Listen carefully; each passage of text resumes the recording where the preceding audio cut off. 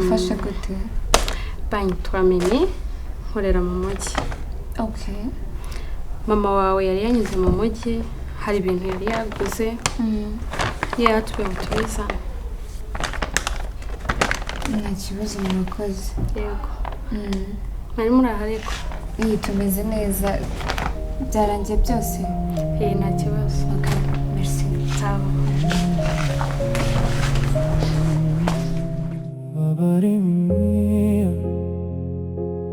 URWIKINYOMA URWIKINYOMA URWIKINYOMA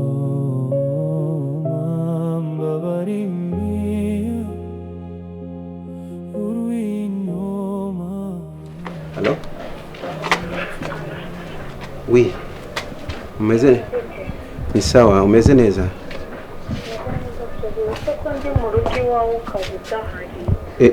Nguri muri bwo? Barimo kumbwira ngo mbwire ngo nawe kibamwe ari iki bari kumbwira. Yo, aho ngaho si hashize igihe gito mpimutse. Narimutse baby, narimutse sinabikubwiye ko nimutse. Nge waranki warimutse. Aho urabizi ko ndi mu rugo rw'ino nyine harakinze ngwino tubona. Bebe urabizi ko umaze igihe uri mu bitaro subizi. Njyewe rero narimutse ibintu byose ndagenda ndabihindura urumva.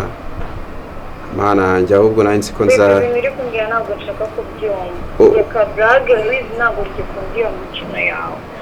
Ndi mu rugo nshaka ko tubonana narinje kureba.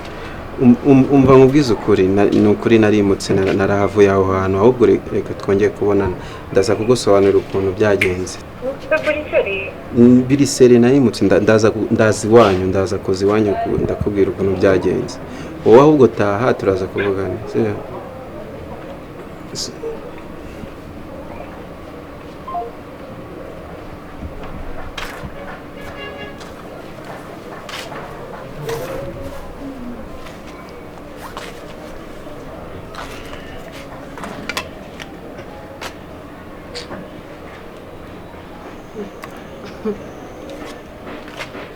None se ndeba uri kwirebesha telefone barimo uravugira hirihe? Ubishoboye ngo barimo uravugira kuri telefone? Neza. Ndayifite n'ubundi ngiye. Waguze telefone? Oya, ntabwo nyina ari yanjye niyo ya Robin. Niyo yanije ko Robin afite telefone ebyiri. Yambye ati bukoresha ingi mu gihe ushaka kujya kuri WhatsApp. Nise utari warabimbwiye? Utari warabimbwiye? Koko si yayimpaye ejo se? Telefone yayimpaye ejo nta n'iminsi ngahe ndayimarana dore niyi.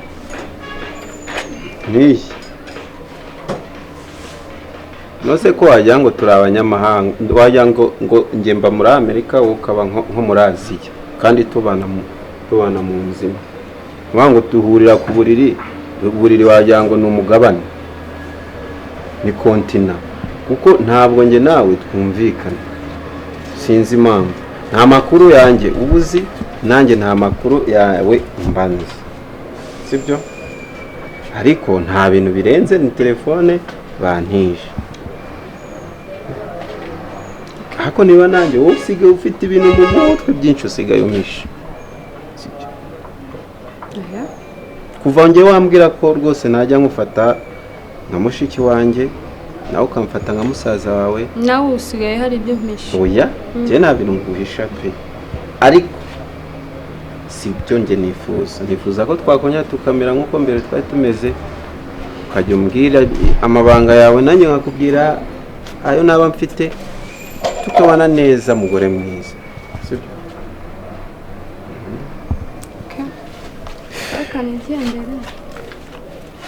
uko none utambwiye bya bindi bari gufite ibintu byinshi mu mutwe ubuze kutari kumbwira akazi uri gukora ko kugenda delivering ibintu bari kudelivering sinawe nakubwiye ko nabonye akazi mu mujyi wigeze ubimbwira se ngo wabibwiye abandi usigaye ufite n'abagabo benshi urani bo wagiye ubwira ko ufite akazi ako nge ntabyo wigeze umbwira so bagabo benshi wari unshinja buri munsi hari abo wamfatanye nabo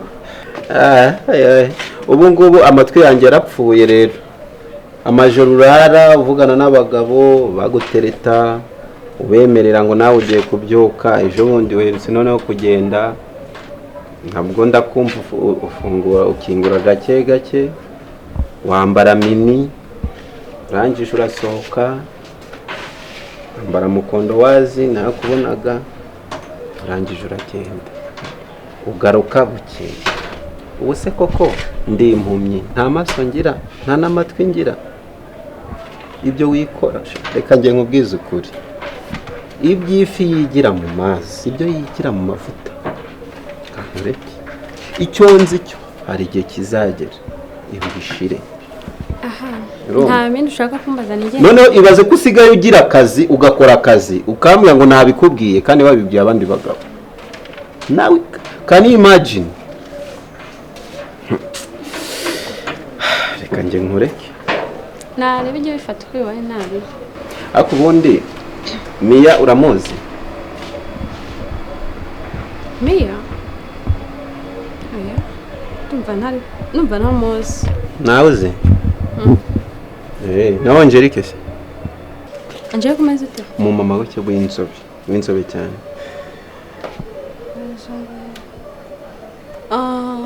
yego hari umumama w'inzobe ndibuka ko yambwiye yuko yitwa Angelique yeye kuza nyine ahantu turi gukorera nyine ahagura ibintu avuga yuko twabimujyanira mu rugo ninjye wabijyana tumva ari uwo ngo uri kuvuga okay nicyo nashakaga kumenya nta kibazo gusa biratangaje ko n'umugore asigaye ajya gukora umugabo batabizi URWIKINYOMA URWIKINYOMA URWIKINYOMA mbabarira URWIKINYOMA URWIKINYOMA uza kwimyoza uhuye n'icyo kibazo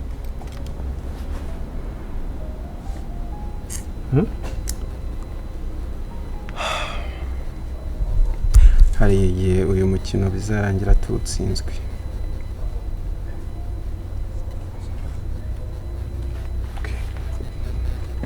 bya byose hari impamvu itumye ubivuga umukobwa wawe yarampamagaye wow mvuga ari byiza atangiye kukuyumvamo numva atangiye kuguhamagara umva atangiye kukuyumvamo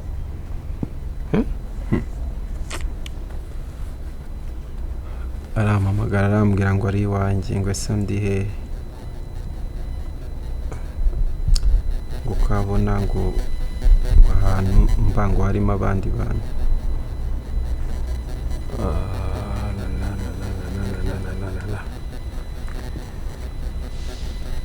yaraguhamagara bikubwira yego birancanga atava ahantu mba habuze gato ngo nivemo iki kintu nigeze ngitekerezaho ntabwo iki kintu nigeze ngitekereza yuko ashobora gutekereza kuvuga ngo agiye kureba ahantu umukunzi we yabaga none ikindi buriya ni ahantu uramungoke yari umukozi wanjye anyubaha nanjye mukunda kuko ko ari umuhanga cyane ariko ntabwo tugeze tujya mu bintu byinshi cyane byo kuvuga ngo ndajya kumenya iwe cyane ko numvaga ko namara kurongora umukobwa wanjye batazakomeza kubaho ngo yabaga agomba kwimuka akajya ahandi hantu ntabwo nigeze ntekereza kuri icyo kintu cy'uko ariko hari ndashaka kukunengaho gato uyu mukino usa nkaho wawupanze utabanje wakwiga ikibuga neza kuno kimeze amakipe akenshi iyo ari gupanga gukina cyangwa se uri umutoza urabanza ukiga ikibuga ariko wowe usa nkaho wafasha abakinnyi bashora ahantu batazi neza bagiye gukinira I don't know why you did this ariko icyo nzi cyo nuko amaherezo dushobora gufatwa okay ufite ishingiro ryo kubivuga ariko nawe iyo uri ngewe wowe waranihuse kurusha uko ngewe nihuse, kuko iyo bigera aka kanya umwana wanjye akiri kumbaza ngo Emile ari byari kuba ari byo bibazo birebire cyane kurushaho. Ahubwo noneho nimba ikibazo cyavutse turebe ngo turajyandoringa gute. Sinzi nimba wowe hari igitekerezo abo bifiteho.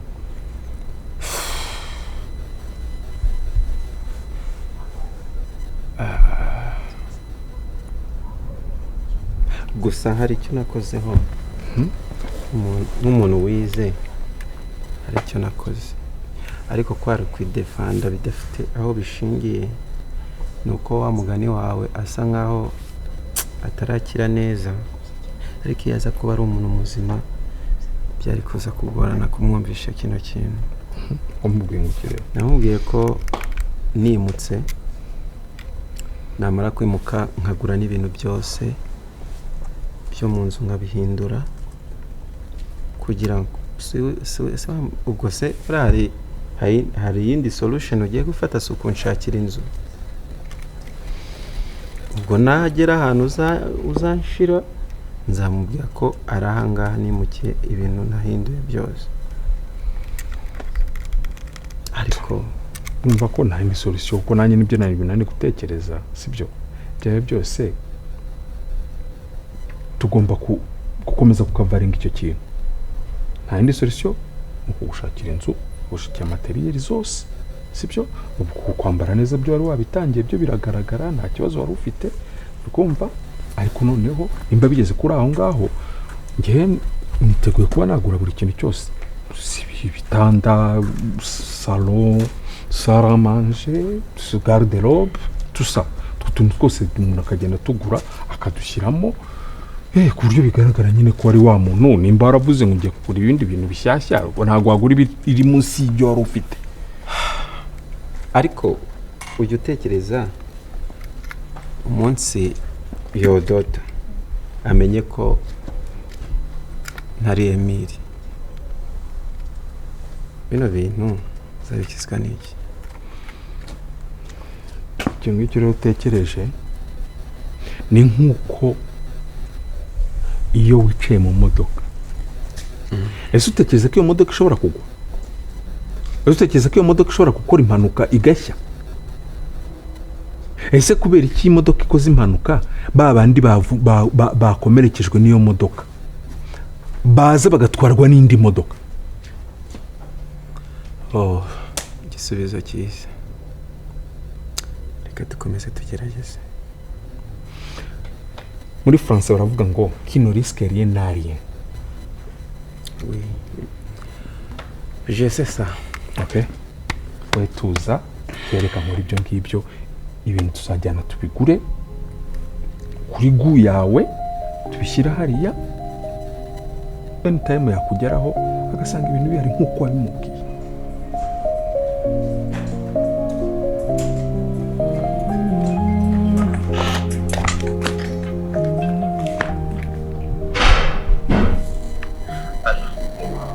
Watukugiye waragiye hehe? Mugisha. Gusa ko nasanze mu bise call zawe nyinshi na message ariko nyuma ya bya bintu nagombaga kugura. Igihe nagushakiye cyose kuko wakintaze wumvaga ko ngiyemo umutwe wanjye utuje, ahubwo nkubaza ikibazo cye. Nibwo nashyizeho telefone mbona message kuri WhatsApp, message nk'igihumbi. Nyine byagenze bitusuko yego na amakosa mwakoze nayahe kuko muvugisha ukuri Emile yarapfuye.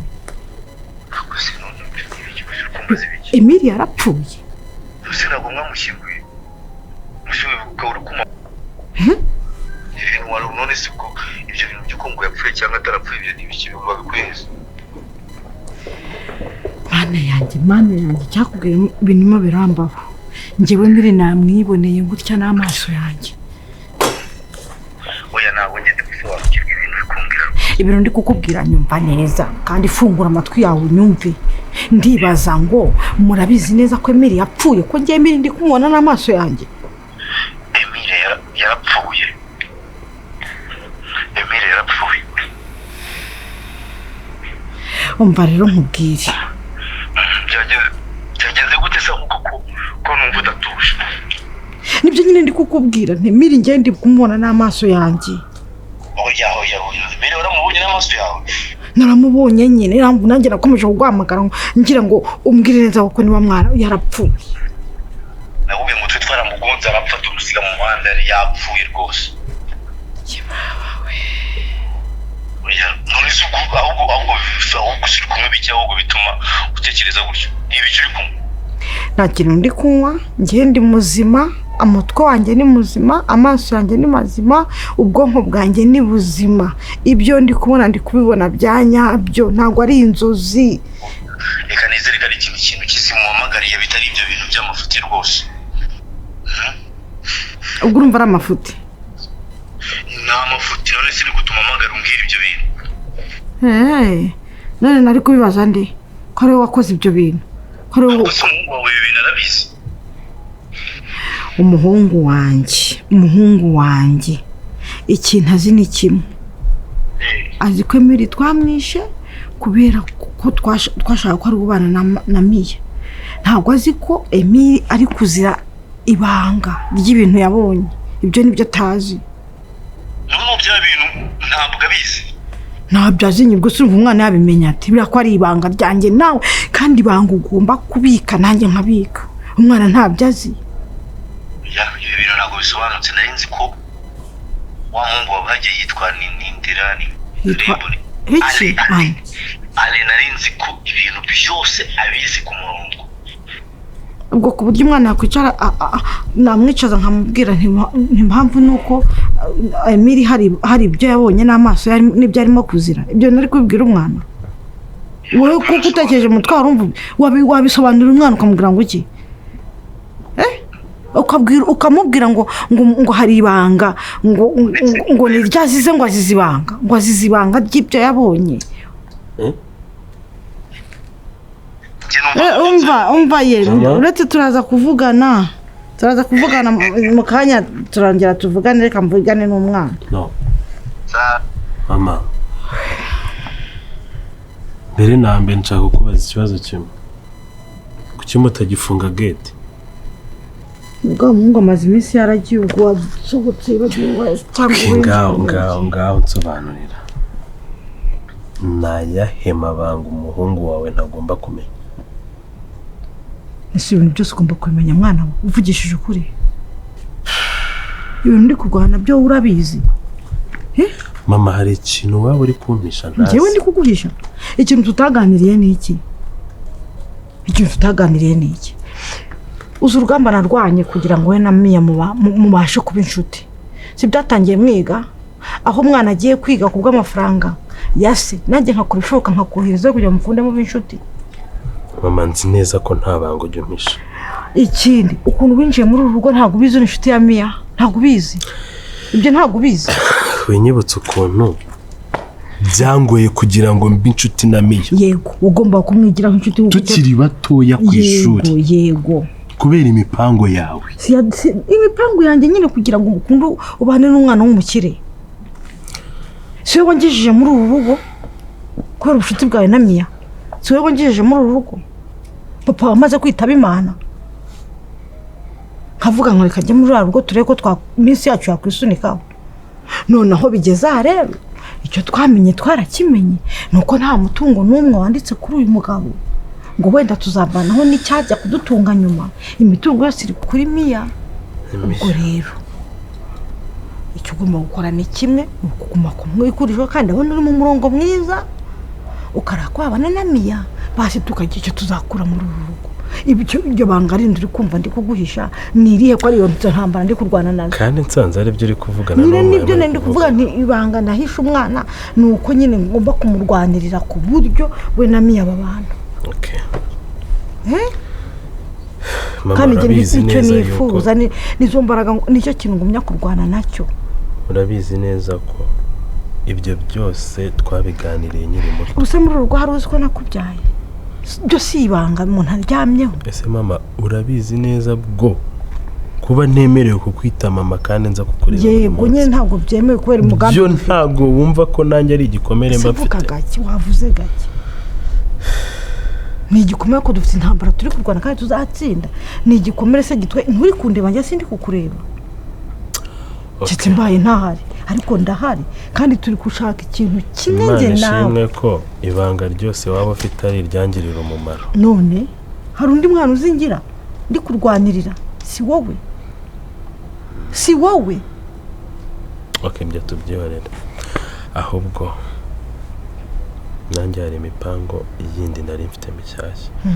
Ariko ntago nayikubwirira hano hanze nanone. Karibu mu nzu. Nta bantu bahari. Uruguru mwana ruke rwa rutarema abantu koko. Okay, kambanze nanjye nshira impumu. Yego.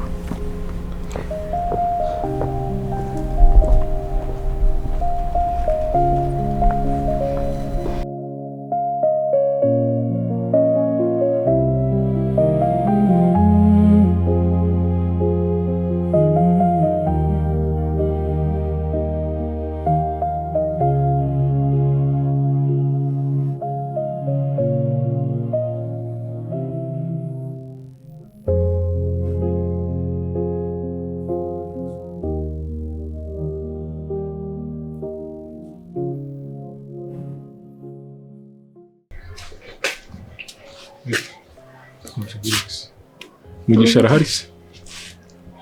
Mugisha oya? Nawe kubera iki? Namushakaga cyane. Amushaka?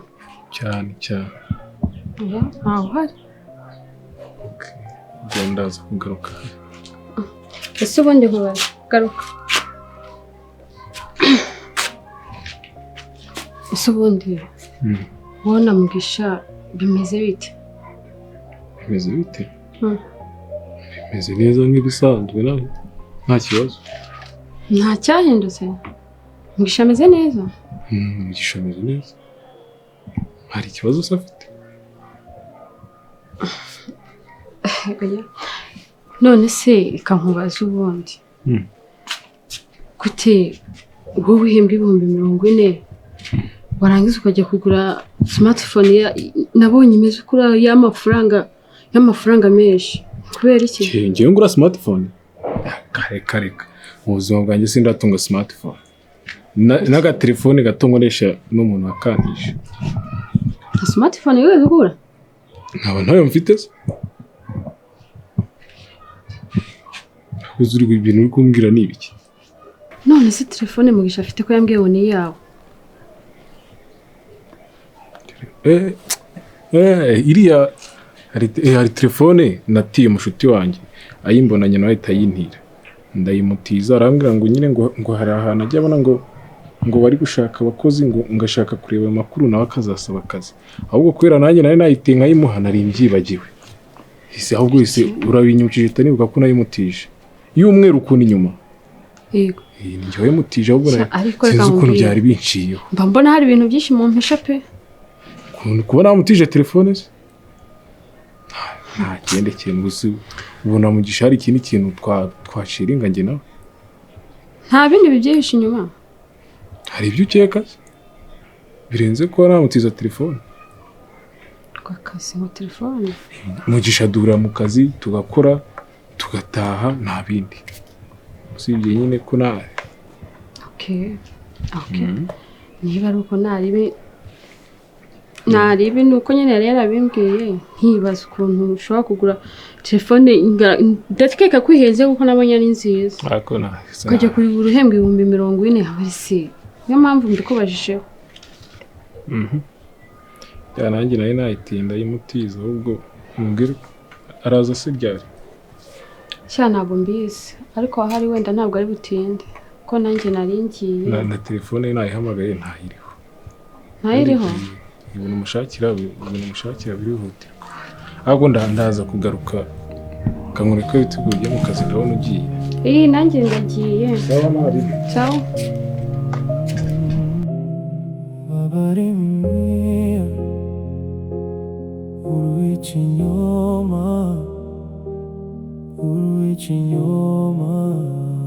ni iyihe meaning mfite mu buzima bwawe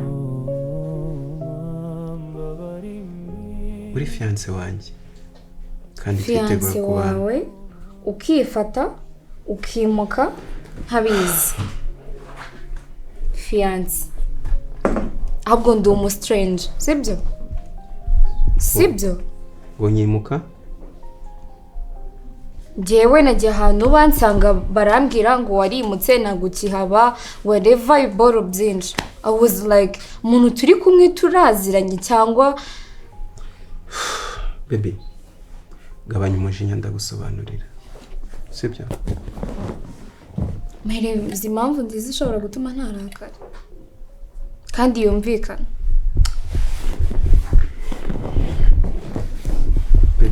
no please no ikanze musobanurira na please oya pe jinsigaye mbona warahindutse totally baby noneho ukuntu usigaye uba wifunze ntukinganiriza ntugikora ibintu byose bishobora kunezeza wagira ngo ndi kuguforsa ko nshinge se kari njye wahwereye nkagwa ngo nkajya mu bitaro ahubwo wagira ngo ni wowe byabaye warahindutse barampinduriye mbimenye okay reka ngusaba imbabazi narimutse urumva baby ukimara guhura kiriya kibazo naje kwimuka mva ahantu narindi ndagenda ngura intebe ibintu byose ndabihindura urumva ariko nashaka kugira ngo nzagukorere surprise nta kintu igihe kingana gutya ntabizi baby ntabwo nabikoranye umutima mubi nkanguka bwa mbere umuntu ushaka kubona kwa muganga yari wowe wari uhari wapi ngeze hano umuntu wa mbere ashaka kubona yari wowe wari uhari wapi sibyo ubwo nakubonye uri kumwe na daddy wambaye ibintu ntazi nkubona ntazi ukuntu meze nago nzi ngo uri kumisha iki nago nzi ngo gosh this is too much baby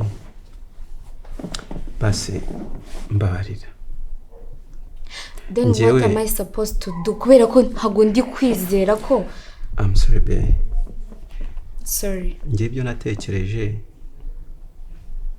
nzi ko nshaka kugutungura ariko ndabona bitarigeze bigushimisha igihe kingana gutya baby ese ntabwo ukinkunda I love you nise wakungiye ukabaye imiri wanjye nawe urabizi kumukunda baby ariko I'm sorry narimutse ibintu byose ndabihindura uburiri amashuka intebe ndetse n'umukozi nazanye n'undi mukozi urumva ariko biriya byose nabikoze nshaka kugutungura kugira ngo byibuze mbona andi marangamutima yawe mashya nyuma yo kuva muri biriya bibazo ariko nawe urabizi ntukamisha amabanga baby basi sinzongeye gutegura surprise nyine ntukamisha amabanga enda ikosa nakoze aricyo nshaka gusabira imbabazi nuko natinze kubikora sibyo ariko nta kindi nabikoreye urabizi ko nkukunda ikindi noneho baby urabizi ko mu buzima bwanjye nta wundi mukobwa nigeze gukunda nkawe nubizi nubizi baby please ndagusezeranya ko ntazongera kubabaza basi sempfukame mbabarira nshaka kongera kubona unsekera nshaka kongera kubona wowe sibyo baby none se urankunda nawe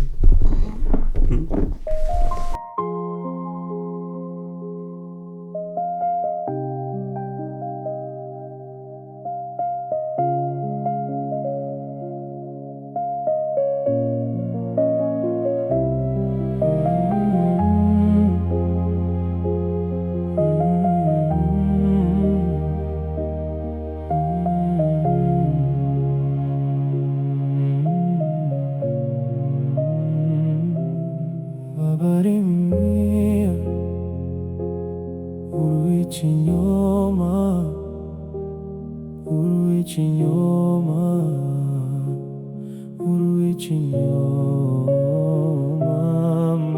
ururimi urw'inyoma urw'ikinyoma